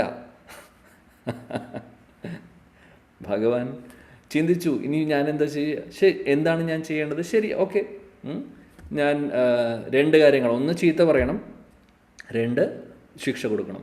ചീത്ത പറയാൻ വേണ്ടി ഭഗവാൻ പറഞ്ഞു, ഹനുമാനോട് പറഞ്ഞു, ഒരു കാര്യം നീ മനസ്സിലാക്കണം, ഇവിടെ എല്ലാവരും, നീ അടക്കം എല്ലാവരും ഇവിടെ സേവനം ചെയ്തുകൊണ്ടിരിക്കുകയാണ് അല്ലേ, ഈ പാലം ഉണ്ടാക്കാൻ ശ്രമിച്ചുകൊണ്ടിരിക്കുകയാണ്. അതുകൊണ്ട് നിങ്ങളെല്ലാവരും ചെയ്യുന്നു. അതിൻ്റെ കൂട്ടത്തിൽ ഈ അണ്ണാൻകുഞ്ഞും അത് തന്നെയാണ് ശ്രമിച്ചത്. നിങ്ങളെപ്പോലെ പാറക്കഷ്ണം കൊണ്ടുവരാൻ അതിന് സാധിക്കില്ല. അതിൻ്റെ ശരീരത്തിനനുസരിച്ചിട്ടുള്ള സേവനമേ സാധിക്കുള്ളൂ. നിങ്ങളുടെ ശരീരം അനുസരിച്ചിട്ട് നിങ്ങൾക്ക് ചെയ്യാൻ പറ്റുന്നത് നിങ്ങൾ നന്നായി ചെയ്യുന്നുണ്ട്, ശരിയാണ്, ഞാൻ സമ്മതിച്ചു. അതേപോലെ ഈ അണ്ണാൻകുഞ്ഞിന് അതിൻ്റെ ശരീരം അനുസരിച്ചിട്ട്, അതിൻ്റെ കപ്പാസിറ്റി അനുസരിച്ചിട്ട് അതിന് ചെയ്യാൻ പറ്റുന്ന സർവീസിൻ്റെ ബെസ്റ്റ് അത് ചെയ്യാൻ തയ്യാറാണ്, ചെയ്യുന്നുണ്ട്. അതിനെന്തിനു നമ്മൾ തടസ്സം നിൽക്കണം? അത് മാത്രമല്ല, അത് ഞാൻ കാണുന്നു എൻ്റെ മുമ്പിൽ. അപ്പോൾ ഹനുമാൻ ഇത് വളരെ ശ്രദ്ധയോടുകൂടി കേട്ടുകൊണ്ടിരിക്കുകയാണ്. എന്നിട്ട് ഭഗവാൻ ഒന്നും കൂടെ പറഞ്ഞു, ഒരു കാര്യം, നിനക്കൊരു കാര്യം അറിയോ? നിങ്ങൾ ഇത്രയും വലിയ വലിയ മലകളൊക്കെ കൊണ്ടുവരുന്നുണ്ട്, മലകളും അതെല്ലാം കുന്നുകളൊക്കെ കൊണ്ടുവന്ന് അവിടെ പാലം പണിയുന്നു. പക്ഷേ ഈ മലയുടെയും ഈ കുന്നിൻ്റെയും ആ ഒരു സർഫസ് സ്മൂത്തല്ല.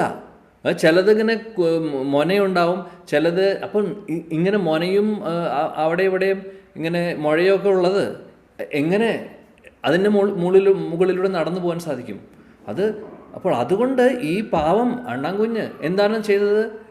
ഇത്രയും അൺഈവണായിട്ടുള്ള സ്ഥലങ്ങളിൽ അല്ലെങ്കിൽ ആ പാലത്തിൻ്റെ മുകളിൽ മണലിടാൻ നോക്കുമായിരുന്നു. മണലിട്ട് കഴിഞ്ഞാൽ എവിടെയെങ്കിലും എന്തെങ്കിലുമൊക്കെ ഷാർപ്പായിട്ടൊക്കെ ഉണ്ടെങ്കിൽ അതൊക്കെ മണലിൻ്റെ ഒരു കവറിങ് വരുമ്പോൾ നമുക്ക് കാല് സുഖമായിട്ട് വേദന കൂടാതെ നമുക്ക് നടക്കാൻ വേണ്ടിയിട്ട്, അങ്ങനെ ഒരു കാര്യത്തിന് വേണ്ടിയിട്ടാണ് ഈ അണ്ണാൻകുഞ്ഞ് മണൽ കൊണ്ട് അവിടെ ഇടാൻ ശ്രമിക്കുന്നുണ്ടായിരുന്നത്. നിങ്ങൾ ആരെങ്കിലും ചിന്തിച്ച കാര്യമാണോ അത്? ഹനുമാനോട് ചോദിച്ചു. നിങ്ങൾ മല കൊണ്ടുവന്നു പാലം ഉണ്ടാക്കണമെന്നേ വിചാരിച്ചുള്ളൂ, പക്ഷേ അതിലൂടെ നടന്നു പോകുമ്പോൾ കാലിൽ എനിക്ക് വേദന എടുക്കുമോ എന്നുള്ളത് നിങ്ങളാരും ചിന്തിച്ചില്ല, അണ്ണാൻകുഞ്ഞ് ചിന്തിച്ചു. അതുകൊണ്ട് ഞാൻ ആ സർവീസും ആ സേവനവും ഞാൻ സ്വീകരിക്കും. കാര്യം ആ അണ്ണാൻകുഞ്ഞിന് ചെയ്യാൻ പറ്റുന്നതിൻ്റെ മാക്സിമം അതിൻ്റെ ശരീരത്തിൻ്റെ കപ്പാസിറ്റി അനുസരിച്ച് അത് ചെയ്യുന്നുണ്ട്. നിനക്ക് ചെയ്യാൻ പറ്റുന്നത് നീ മലയും കുന്നും കൊണ്ടുവരുന്നുണ്ട്, ശരി, ഞാൻ സമ്മതിച്ചു. അതേപോലെ തന്നെ അതുകൊണ്ട് എൻ്റെ കൺമുമ്പിൽ നീയും ഈ അണ്ണാൻകുഞ്ഞും വ്യത്യാസമില്ല. കാര്യം ആ അണ്ണാൻകുഞ്ഞും ഭാവത്തോട് കൂടിയിട്ട് സ്നേഹത്തോട് കൂടിയിട്ടാണ് ഈ ഒരു സേവനം ചെയ്യുന്നത്. നിനക്ക് പറഞ്ഞത് മനസ്സിലായോ എന്ന് പറഞ്ഞ് ചീത്ത പറഞ്ഞു. അത് കേട്ടപ്പോൾ ഹനുമാൻ പറഞ്ഞു, ഓഹോഹോ, ഞാൻ ഇത്രയൊന്നും ചിന്തിച്ചില്ല പ്രഭോ എന്ന് പറഞ്ഞ് ഹനുമാൻ എന്ത് ചെയ്തു? അണ്ണാൻകുഞ്ഞിൻ്റെ പാദങ്ങളിൽ വീണ്ടും വീണ്ടും നമസ്കരിച്ചുകൊണ്ടിരിക്കുക. എന്നോട് ക്ഷമിക്കണം, ഞാൻ ഇത്രയൊന്നും ചിന്തിച്ചില്ല. അണ്ണാൻകുഞ്ഞ് പറഞ്ഞു ഭഗവാനോട്, ഓക്കെ, ആദ്യത്തെ കണ്ടീഷൻ ഓക്കെ ആയി, ചീത്ത പറഞ്ഞു, എനിക്ക് സന്തോഷമായി, രണ്ടാമത്തെ കാര്യം കൂടെ ചെയ്യണം. രണ്ടാമത്തെ കാര്യം എന്താണ്? ശിക്ഷ കൊടുക്കണം. അപ്പോൾ ഭഗവാൻ രാമചന്ദ്രൻ പറഞ്ഞു, ഓക്കെ, ശിക്ഷ കൊടുക്കാം. അപ്പോൾ ഹനുമാനോട് പറഞ്ഞു, നീ ഈ ചെയ്ത കാര്യം വേദനിപ്പിച്ചു, നീ ആ അണ്ണാൻകുഞ്ഞിൻ്റെ വാല് മുറിഞ്ഞു, വേദനിച്ചു അതിന്. അതുകൊണ്ട് നിനക്കും നിൻ്റെ വാലിനും ഒരു ദിവസം ഇതേപോലെ മുറിവ് സംഭവിക്കും, നീയും വേദനിക്കും, ഇപ്പോഴല്ല പിന്നീടൊരിക്കൽ എന്ന് പറഞ്ഞു. അപ്പോൾ ഹനുമാൻ പറഞ്ഞു, അങ്ങ് എന്ത് പറയുന്നു? അങ്ങ് ഈ ശിക്ഷയല്ല, എന്ത് ശിക്ഷ വേണമെങ്കിൽ തന്നുള്ളൂ, ഞാൻ സന്തോഷത്തോടു കൂടി സ്വീകരിക്കാൻ തയ്യാറാണ്. ഞാൻ ഒരിക്കലും അറിഞ്ഞുകൊണ്ട് ചെയ്തതല്ല, അങ്ങ് എന്നെ കണ്ണ് തുറപ്പിച്ചു എന്നൊക്കെ പറഞ്ഞ് ഹനുമാൻ വീണ്ടും വീണ്ടും ഭഗവാനെ സ്തുതിക്കുന്നു, ആ അണ്ണാൻകുഞ്ഞിനെ സ്തുതിക്കുന്നു. ഹനുമാൻ പറയുന്നു, ഞാൻ ചെയ്ത സേവനമൊന്നും സേവനമല്ല, അണ്ണാൻകുഞ്ഞ് ചെയ്തതാണ് ശരിക്കുള്ള സേവനം. ഞങ്ങൾ ചിന്തിക്കാത്തത് പോലും അത് ചിന്തിച്ചു ചെയ്തു. ഓഹോഹോ, ഞാൻ എത്ര വലിയ അപരാധം ചെയ്തു എന്ന് പറഞ്ഞ് ഹനുമാൻ കരഞ്ഞുകൊണ്ട് പശ്ചാത്തപിച്ചുകൊണ്ടിരിക്കുകയാണ്. അപ്പോൾ ഭഗവാൻ പറഞ്ഞു, ഓക്കെ. അപ്പോൾ അണ്ണാൻകുഞ്ഞ് ഇതൊക്കെ പറഞ്ഞു, ഓക്കെ, ഇതൊക്കെ ഞാൻ കേട്ടു. ഭഗവാനോട് പറയും, ഇതൊക്കെ ഞാൻ കേട്ടു, ശരി, ഓക്കെ. അപ്പോൾ ഫ്യൂച്ചറിൽ, ഭാവിയിൽ അദ്ദേഹത്തിൻ്റെ വാലിന് എന്തെങ്കിലും മുറിവ് സംഭവിക്കുന്നത് അങ്ങ് പറഞ്ഞു, ശരി, അത് അപ്പോഴത്തെ കാര്യമില്ല, ഇപ്പോൾ എന്ത് ശിക്ഷ കൊടുക്കും അത് പറയൂ. ഭഗവാൻ ചോദിച്ചു, ശരി, ശിക്ഷ കൊടുത്തു ഞാൻ, അതിപ്പോഴല്ല, പിന്നീടാണ് അതിൻ്റെ ഫലം വരുന്നത്. അല്ല, അത് ശരിയാവില്ല, ഓക്കെ, പിന്നീടുള്ളത് നടക്കട്ടെ, പക്ഷെ ഇപ്പോഴും ഇപ്പോൾ ഇവിടെ ഇരിക്കുന്ന സമയത്തും ഒരു ശിക്ഷ കൊടുക്കണം. നിർബന്ധം പറയുകയാണ്. ഭഗവാൻ ചിന്തിക്കുന്നു, ഇനി ഞാൻ എന്താ ചെയ്യേണ്ടത്? എന്നിട്ട് അണ്ണാൻകുഞ്ഞിനോട് തന്നെ ചോദിച്ചു, എന്നാൽ നിനക്കെന്താണ് അഭിപ്രായം? നീ പറയുന്ന പോലെ ഞാൻ ചെയ്യാം, എന്ത് ശിക്ഷയാണ് കൊടുക്കേണ്ടത് പറയൂ. അപ്പോൾ ആ സമയത്ത് നമ്മുടെ പ്രിയപ്പെട്ട അണ്ണാൻകുഞ്ഞ് പറഞ്ഞു, അങ്ങയുടെ ഹനുമാനെ നോക്കിയിട്ട് പറഞ്ഞു, ഈ ഹനുമാൻ്റെ ശിരസ് അങ്ങയുടെ തൃപ്പാദങ്ങളുടെ കീഴിൽ നിൽക്കുന്നത്, അല്ലെങ്കിൽ കീഴിലിരിക്കുന്നതായിട്ട് എനിക്ക് കാണണം. അതിൻ്റെ അർത്ഥം എന്താണ്? ഈ ഹനുമാൻ്റെ ശിരസ് അങ്ങയുടെ തൃപ്പാദങ്ങളുടെ കീഴിൽ ഇരിക്കുന്നതായിട്ട് എനിക്ക് കാണണം. അപ്പോൾ ഇത് കേട്ടപ്പോൾ ഹനുമാൻ ഒരുപാട് സന്തോഷമായി.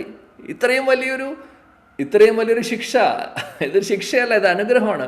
ഭഗവാന്റെ തൃപ്പാദങ്ങളിൽ നമസ്കരിച്ചു കൊണ്ടിരിക്കുമ്പോൾ ഭഗവാന്റെ ആ മൃദുലമായിട്ടുള്ള താമര പോലുള്ള, അത്രയും സോഫ്റ്റായിട്ടുള്ള, എന്താ പറയുക, വെണ്ണ പോലുള്ള അദ്ദേഹത്തിൻ്റെ ആ തൃപ്പാദങ്ങൾ ഹനുമാൻ്റെ ശിരസിൽ സ്പർശിക്കുമ്പോൾ ഉണ്ടാവുന്ന ആ ഒരു സന്തോഷത്തെക്കുറിച്ച് ഓർത്ത് തന്നെ ഹനുമാൻ സന്തോഷിച്ച് അദ്ദേഹം ആനന്ദത്തിലായി. ഹോ, നല്ല ശിക്ഷ. അത് അപ്പോൾ ഹനുമാൻ പറഞ്ഞു, ഭഗവാൻ പറഞ്ഞു തഥാസ്തു, ഞാൻ അതേപോലെ ചെയ്യാമെന്ന് പറഞ്ഞു. അപ്പോൾ ഹനുമാൻ ഉടനെ തന്നെ പാദങ്ങളിൽ, ഭഗവാന്റെ തൃപ്പാദങ്ങളിൽ നമസ്കരിച്ചു. ഭഗവാൻ അദ്ദേഹത്തിൻ്റെ ആ പാദങ്ങൾ കൊണ്ട് അതേ പാദങ്ങൾ ഹനുമാൻ്റെ ശിരസിൽ വെച്ചു. ഇത് കണ്ടപ്പോൾ അണ്ണാൻകുഞ്ഞ് കൈകൊട്ടിച്ചിരിക്കുകയാണ്. ഹാ ഹാ ഹാ ഹാ, സന്തോഷമായി. ഇതാണ് ഞാൻ ആഗ്രഹിച്ചത്. അപ്പോൾ ഹനുമാൻ അതിനുശേഷം അണ്ണാൻകുഞ്ഞിൻ്റെ തൃപ്പാദങ്ങളിൽ വീണ്ടും നമസ്കരിച്ച് പറയുന്നു, ഓ, ഞാൻ ഇതേപോലൊരു ഭക്തനെ കണ്ടിട്ടില്ല. നീ കാരണം എനിക്ക് ഇതുവരെ ഭഗവാൻ എൻ്റെ ശിരസിൽ കാല് വെച്ചിട്ടില്ല. ഞാൻ ഒരുപാട് പ്രാവശ്യം ആഗ്രഹിച്ചിട്ടുള്ള കാര്യമാണത്. പക്ഷേ ഭഗവാൻ പലപ്പോഴും ഞാൻ നമസ്കരിക്കുമ്പോൾ ഭഗവാൻ എന്നെ ആലിംഗനം ചെയ്യും. പക്ഷേ ഞാൻ എപ്പോഴും ആഗ്രഹിക്കാറുള്ളതാണ് അദ്ദേഹത്തിൻ്റെ തൃപ്പാദങ്ങൾ എൻ്റെ ശിരസിൽ ഒന്ന് സ്പർശിക്കുകയാണെങ്കിൽ എന്നുള്ളത്. പക്ഷേ അത് ഇന്ന് നീ കാരണം അത് സാധിച്ചു. ഇനി ഞാൻ നിനക്ക് വേണ്ടി എന്തു ചെയ്യാനും തയ്യാറാണ്. ഇന്നു മുതൽ ഞാൻ നിൻ്റെ ദാസനാണ് എന്ന് പറഞ്ഞ് അണ്ണാൻകുഞ്ഞിനോട് പറയാണ്. സോ ഈ ഒരു കഥയിൽ നിന്ന് നമുക്ക് ഒരുപാട് കാര്യങ്ങൾ പഠിക്കാം. ഒന്ന്, ആദ്യത്തെ പോയിന്റ് നമ്മൾ ഈ പറഞ്ഞ പോലെ, ഈ ഒരു ശ്ലോകത്തിൽ പറഞ്ഞതുപോലെ, ഭഗവാന് നമ്മൾ ചെയ്യുന്ന എന്ത് സേവനമാണെങ്കിലും ആ സേവനം എങ്ങനെയാണ് ചെയ്യേണ്ടത്? ഭാവത്തോട് കൂടിയിട്ട്, ഭഗവാന്റെ സന്തോഷത്തിന് വേണ്ടിയിട്ട്, നമ്മുടെ കപ്പാസിറ്റി അനുസരിച്ചിട്ട്. ഓരോരുത്തരുടെയും കപ്പാസിറ്റി വ്യത്യാസം ഉണ്ടാവും. നമുക്ക് പറ്റുന്ന രീതിയിൽ എന്താണോ നമ്മളെ കൊണ്ട് സാധിക്കുന്നത് അത് ഭംഗിയായിട്ട്, വൃത്തിയായിട്ട്, സ്നേഹത്തോടു കൂടി, മറ്റൊന്നും പ്രതീക്ഷിക്കാതെ ഭഗവാന്റെ സന്തോഷം മാത്രം ആലോചിച്ചുകൊണ്ട്, സംസിദ്ധിർ ഹരിതോഷണം, ചെയ്യുന്നതെല്ലാം ഭഗവാനെ പ്ലീസ് ചെയ്യാൻ വേണ്ടി, ഭഗവാനെ സന്തോഷിപ്പിക്കാൻ വേണ്ടി മാത്രം എന്നുള്ളൊരു ഭാവത്തോടു കൂടി ചെയ്യുമ്പോൾ ഭഗവാൻ അത് രണ്ട് കൈ നീട്ടി സ്വീകരിക്കും. അതുമാത്രമല്ല, നമുക്ക് ശുദ്ധഭക്തി തിരിച്ച് ഭഗവാൻ നമുക്ക് തരുകയും ചെയ്യും. ഇതാണ്. അപ്പോൾ അണ്ണാൻകുഞ്ഞ് ചെയ്ത സർവീസും ഹനുമാൻ ചെയ്ത സർവീസും രണ്ടും ഒരേപോലെ ഇമ്പോർട്ടൻ്റ് ആണ്. രണ്ടുപേരും അവരുടെ കപ്പാസിറ്റി അനുസരിച്ചിട്ട് ചെയ്യാൻ നോക്കുമായിരുന്നു. അതുകൊണ്ടാണ് ശ്രീരാമചന്ദ്ര ഭഗവാൻ അവിടെ പറഞ്ഞത്, എൻ്റെ കണ്ണിൽ നിങ്ങൾ രണ്ടുപേരും ഒരേപോലെയാണ്. കാര്യം നിങ്ങൾ രണ്ടുപേരും നിങ്ങളുടെ ബെസ്റ്റ് എബിലിറ്റി ഉപയോഗിച്ച് നിങ്ങൾ ആ ഒരു ഭാവത്തോടു കൂടിയിട്ട് നിങ്ങൾ ചെയ്യുന്നുണ്ട്. അതുകൊണ്ട് എനിക്ക് രണ്ടുപേരും ഒരേപോലെയായിട്ടാണ് തോന്നുന്നത്. ഇതാണ്. അപ്പോൾ നമ്മുടെ ഇൻറ്റൻഷൻ എന്താണ്, എത്ര ചെയ്യുന്നു എന്നുള്ളതല്ല, ചെയ്യുന്നതിൻ്റെ ഭാവം എന്താണ്, ഭാവത്തോടു കൂടിയിട്ട് ചെയ്യുമ്പോൾ ഭഗവാൻ അത് സ്വീകരിക്കും. രണ്ടാമത്തെ പ്രധാനപ്പെട്ട കാര്യം ഈ ഒരു കഥയിൽ നിന്ന് പഠിക്കാവുന്നത് എന്താണെന്ന് വെച്ചാൽ, ഭഗവാന്റെ ഭക്തരെ നമ്മൾ ഒരിക്കലും അതായത് ചെറുതായിട്ട് കാണരുത്. അല്ലെങ്കിൽ അവർ ചെയ്യുന്നത് ചെറിയ സർവീസാണ്, വലിയ സർവീസാണ്, അങ്ങനെയുള്ളൊരു വ്യത്യാസം നമ്മൾ നോക്കാൻ പാടില്ല. ഏത് ഭാവത്തിലും അവർ ചെയ്യുന്നു എന്നുള്ളത് നമുക്കറിയില്ല. പക്ഷേ നമ്മൾ ഒരാളെ നോക്കി കാണുമ്പോൾ അവർ ചെയ്യുന്ന എന്ത് സർവീസാണെങ്കിലും അത് വലിയൊരു സർവീസാണ്, വലിയൊരു സേവനമാണ് എന്നുള്ളൊരു ചിന്തയെ നമ്മുടെ ഉള്ളിൽ വരാൻ പാടുള്ളൂ. അല്ലാതെ ഒരിക്കലും തോന്നരുത് ഞാൻ ചെയ്യുന്ന സർവീസ് ആണ് ബെറ്റർ, അവരെക്കാൾ നല്ലത് എന്നുള്ളത്. ഒരിക്കലും നമ്മൾ വിചാരിക്കരുത് വ്യാസാസനത്തിലിരുന്നിട്ട് ഹരികഥ പറയുന്നതാണ് ഏറ്റവും വലിയ സർവീസ്, അല്ലാതെ അവിടെ എല്ലാവരും പോയതിന് ശേഷം അവിടെ റൂം വൃത്തിയാക്കുന്നത് നല്ല സർവീസ് അല്ലാന്ന്. അഹങ്കാരത്തോട് കൂടിയിട്ട് വ്യാസാസനത്തിലിരുന്നിട്ട് നമ്മൾ ഭഗവാനെക്കുറിച്ച് പ്രകീർത്തിച്ച് ആളുകളുടെ കയ്യടി കിട്ടി, നല്ല ക്ലാസ് ആയിരുന്നു, ഇതെല്ലാം പറഞ്ഞ് ഒരുപാട് അപ്രീഷിയേഷൻ കിട്ടി. എന്താണ് കാര്യം? അഹങ്കാരം ഉണ്ടെങ്കിൽ ഒന്നും കിട്ടാൻ പോകുന്നില്ല അദ്ദേഹത്തിന്, ആ ഒരു വ്യക്തിക്ക് ഒന്നും കിട്ടാൻ പോകുന്നില്ല. എന്നാൽ നേരെ മറിച്ച് വളരെ വിനയത്തോട് കൂടിയിട്ട്, ആരും ശ്രദ്ധിക്കാത്ത ക്ലീനിങ് പണി ആരും ശ്രദ്ധിക്കുന്നില്ല, ആരും അപ്രീഷിയേറ്റ് ചെയ്യുന്നില്ല, ഒന്നും പ്രതീക്ഷിക്കാതെ സ്നേഹത്തോടു കൂടി ഭഗവാന് ചെയ്യുന്ന ഒരു സർവീസാണെന്ന് വിചാരിച്ചുകൊണ്ട് ആ മനസ്സോടുകൂടി ചെയ്യുന്നുണ്ടെങ്കിൽ ഭഗവാൻ അത് കാണും. അപ്പോൾ കയ്യടിയിലല്ല കാര്യം ഇരിക്കുന്നത്, ആളുകൾ ശ്രദ്ധിക്കുന്നു എന്നുള്ളതിലല്ല കാര്യം ഇരിക്കുന്നത്, ആളുകൾ അപ്രീഷിയേറ്റ് ചെയ്യുന്നുള്ളതിലല്ല കാര്യം ഇരിക്കുന്നത് നമ്മുടെ ഉള്ളിലുള്ള കാര്യമാണ്. നമ്മുടെ ഹൃദയത്തിലുള്ള ഭാവം, മനസ്സിലുള്ള ഭാവം ഭഗവാനെ അറിയൂ, വേറെ ആർക്കും അറിയില്ല. So we should not judge on somebody. നമ്മൾ ആരെയും ജഡ്ജ് ചെയ്യണ്ട, അവർക്ക് പറ്റുന്ന രീതിയിൽ ചെയ്യട്ടെ. ചെയ്യുന്നത് ഏത് ഭാവം എന്നുള്ളത് നമുക്കറിയില്ല, ബട്ട് ചെയ്യുന്നത് എന്താണെങ്കിലും അപ്രീഷിയേറ്റ് ചെയ്യാൻ പഠിക്കുക. ചെയ്യുന്നത് എന്താണെങ്കിലും നല്ലത് നമ്മൾ ചെയ്യുന്നേക്കാൾ നല്ല രീതിയിൽ അവർ ചെയ്യുന്നുണ്ട് എന്നുള്ളൊരു ഭാവം നമുക്ക് വേണം. നമ്മുടെ മനസ്സ് ശരിയല്ല, അവരുടെ മനസ്സ് ശരിയാണ് എന്ന് വിചാരിച്ചുകൊണ്ട്. കാര്യം നമ്മുടെ മനസ്സ് നമുക്കറിയാം ഭാവം ശരിയല്ല എന്നുള്ളത്. ഇതൊക്കെ ഞാൻ പറയുന്നത് ഞാൻ എന്നെ എക്സാമ്പിളായിട്ട് എടുത്ത് പറയുകയാണ്. സോ എനിക്ക് വളരെ ഈസി ആയിട്ട് പറയാൻ സാധിക്കുന്നു. കാര്യം എന്താണ്? എന്തുകൊണ്ട് സാധിക്കുന്നു വെച്ചാൽ നമ്മുടെ ഉള്ളിലുള്ള ഭാവം അറിയാം. അപ്പോൾ ഒരിക്കലും അതേപോലെ ആവരുത്. അഹങ്കാരമോ അല്ലെങ്കിൽ അഹങ്കാരത്തോട് കൂടിയിട്ടോ ഒന്നും ആയിരിക്കരുത്. വളരെ വിനയത്തോടു കൂടി എല്ലാവരെയും റെസ്പെക്റ്റ് ചെയ്തുകൊണ്ട് നമ്മളൊന്നും ഇങ്ങോട്ട് പ്രതീക്ഷിക്കാതെ ചെയ്യുക. അതൊരു പാഠമാണ്. പിന്നെ വേറെ ഒരു പ്രധാനപ്പെട്ട കാര്യം, ഇവിടെ നമ്മൾ ആ അണ്ണാൻകുഞ്ഞിൽ നിന്ന് വേറെ പഠിക്കാൻ പറ്റുന്ന കാര്യം എന്താണെന്ന് വെച്ചാൽ, മറ്റുള്ളവർക്ക് ഭഗവാന്റെ കൂടുതൽ അനുഗ്രഹം കിട്ടുമ്പോൾ സന്തോഷിക്കുകയാണ് വേണ്ടത്. ഇവിടെ അണ്ണാൻകുഞ്ഞ് ഒരു നിമിത്തമാവുകയാണ് ചെയ്യുന്നത്. ശിക്ഷിക്കണം എന്ന് പറഞ്ഞത് ശരിക്കും പറയുകയാണെങ്കിൽ ഹനുമാന് ഇതിനും വലിയൊരു അനുഗ്രഹം കിട്ടാനില്ല. അങ്ങനെ ഒരു അനുഗ്രഹത്തിനൊരു കാരണമായി ഈ അണ്ണാൻകുഞ്ഞ്. ഭഗവാന്റെ തൃപ്പാദങ്ങൾ ഹനുമാന്റെ ശിരസിൽ ഭഗവാൻ വെച്ചത് അണ്ണാൻകുഞ്ഞിൻ്റെ ഒരേ ഒരു നിർബന്ധം കൊണ്ടാണ്. അപ്പോൾ അദ്ദേഹത്തിന് ഹനുമാന് കിട്ടിയ വലിയ മഹാസൗഭാഗ്യം ഈ അണ്ണാൻകുഞ്ഞ് കാരണമാണ്. അപ്പോൾ അതിൽ നിന്ന് പഠിക്കാവുന്ന കാര്യം എന്താണെന്ന് വെച്ചാൽ, നമ്മൾ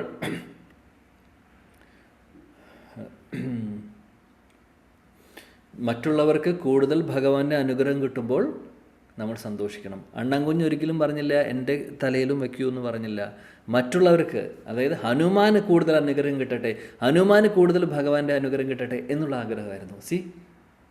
ഇത്ര മനോഹരമായിട്ടുള്ളൊരു പോയിൻ്റാണ്. ഇങ്ങനെയായിരിക്കണം. മറ്റുള്ളവർക്ക് കൂടുതൽ സർവീസ് കിട്ടുന്നു, മറ്റുള്ളവർക്ക് കൂടുതൽ ചാൻസ് കിട്ടുന്നു, മറ്റുള്ളവർക്ക് കൂടുതൽ ഓപ്പർച്യൂണിറ്റി പല കാര്യങ്ങൾക്കും കിട്ടുന്നു എന്ന് വിചാരിച്ചുകൊണ്ട് നമുക്ക് അസൂയ തോന്നേണ്ട ആവശ്യമില്ല. അസൂയ തോന്നാൻ പാടില്ല. ശരിക്കും അവർക്ക് കൂടുതൽ ചാൻസ് കിട്ടുന്നുണ്ടെങ്കിൽ അതിന് നമ്മൾ സന്തോഷിക്കുകയാണ് വേണ്ടത്. അതാണ് ശരിയായിട്ടുള്ള ഒരു ഭക്തൻ്റെ ഭാവം. അസൂയയല്ല തോന്നേണ്ടത്. അപ്പം അങ്ങനെ ഒരുപാട് പാഠങ്ങൾ നമുക്ക് ഈ ഒരു കഥയിൽ നിന്ന് പഠിക്കാം.